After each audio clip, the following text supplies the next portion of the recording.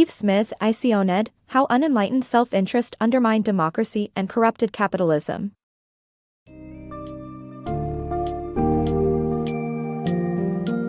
In the book, ECONned, How Unenlightened Self-Interest Undermined Democracy and Corrupted Capitalism, Yves Smith dissects the roots of the financial crisis of 2008 and offers a critical examination of the evolution of neoclassical economics.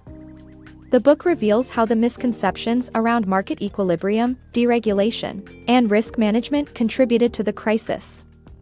It explores how the development of the shadow banking system, fueled by financial deregulation, set the stage for the crash and sheds light on the role of complex financial instruments, such as collateralized debt obligations, CDOs, and credit default swaps, CDS, in exacerbating the problem. This summary provides an insightful analysis of the book's key concepts and offers recommendations for regulatory and professional reforms to prevent future crises.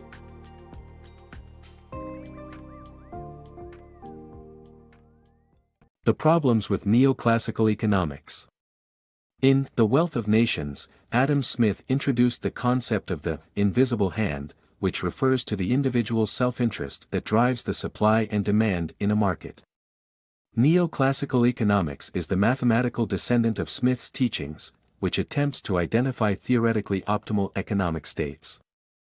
However, this approach assumes unrealistic market conditions and encourages deregulation, leading to financial exploitation. By embracing unrealistic assumptions, neoclassical economics has become less applicable to real problems, and policymakers have misused it to reshape financial markets. This simplistic model of pure competition can serve as a guide for economic policy making, but it is laden with debatable assumptions, which makes the math simpler. The result is an abstract and arguably less applicable field than before, which has contributed to the financial crisis. An illusion of efficiency. The fallibility of financial economics and risk management. Financial economics, a branch of neoclassical economics, emerged during the 1960s and 1970s, with its intellectual roots providing the political justification for the deregulation of financial markets in the 1980s and 1990s. It views uncontrolled commerce as an equilibrium-seeking force functioning continuously. This ideology led Paul Samuelson and Eugene Fama to introduce the efficient markets hypothesis and Harry Markowitz to develop the concept of the efficient portfolio. The hypothesis proposes that traded securities prices entirely reflect all available information, and the portfolio theory theorizes that each investor needs to strike the perfect balance between returns and risks.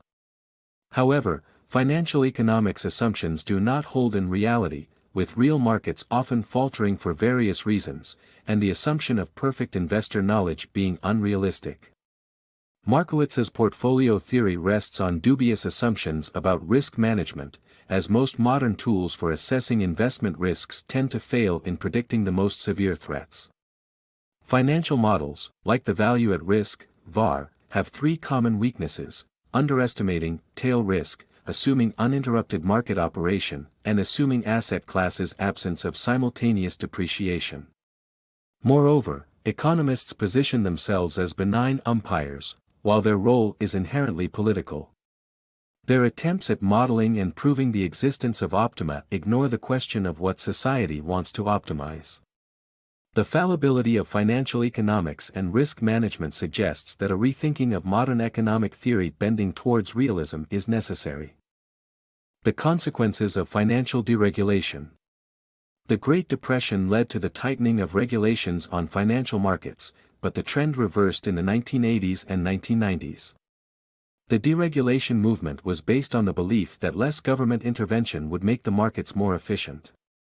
The result was the development of a shadow banking system comparable in size to the legal banking system.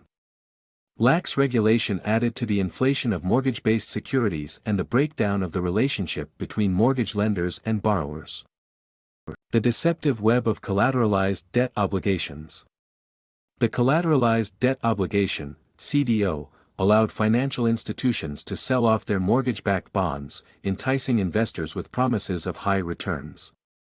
CDOs backed by mortgage bonds grew rapidly from 2004 to 2007, with major banks and investment firms building numerous layers of varying quality. Underwriting standards were lax for some loans, leading to uneven quality. Financial institutions marketed these mortgage-based CDOs in different slices with different credit ratings, resulting in tranches with the highest credit ratings being retained by the leading CDO issuers. Credit default swaps were used to hedge against possible losses on these lower-rated tranches, and investors began speculating by trading in these swaps as a way to earn more. Investment banks issued synthetic CDOs with underlying pools of credit default swaps, allowing the CDO market to grow without constraints on the real market for mortgage financing. This deceptive web of collateralized debt obligations with no cushion for losses led to the financial crisis of 2008. Synthetic CDOs, a catastrophic bet. The financial crisis of 2007 was partially caused by the collapse of synthetic CDOs, securities that numerous buyers believed to be complex but safe bets on the future of the mortgage market. These buyers borrowed large sums of money to invest in these securities, leading to massive losses when they began to decline. Even school districts were not immune, with 5 in Wisconsin losing $150 million. The damage spread to major financial institutions across the world, with estimates of losses ranging from $160 to $190 billion. To prevent this from happening again, regulatory reforms such as the separation of banks and investment firms, and insurance regulations for credit default swaps are needed. Credit rating agencies should also lose their legal protection and become more transparent in their ratings. Lastly, economists must improve their communication with the public and move away from opaque mathematical explanations of economic concepts.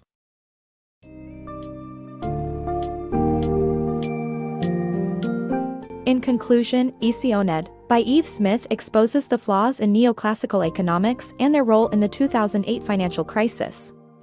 The book illustrates the consequences of deregulation, the growth of the shadow banking system, and the misuse of complex financial instruments like CDOs and CDS.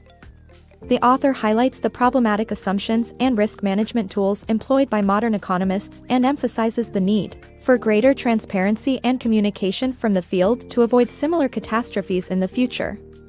By understanding the key takeaways of this book, readers can gain an insightful perspective on the underlying issues that led to the financial crisis and the necessary steps for reform and improved regulation.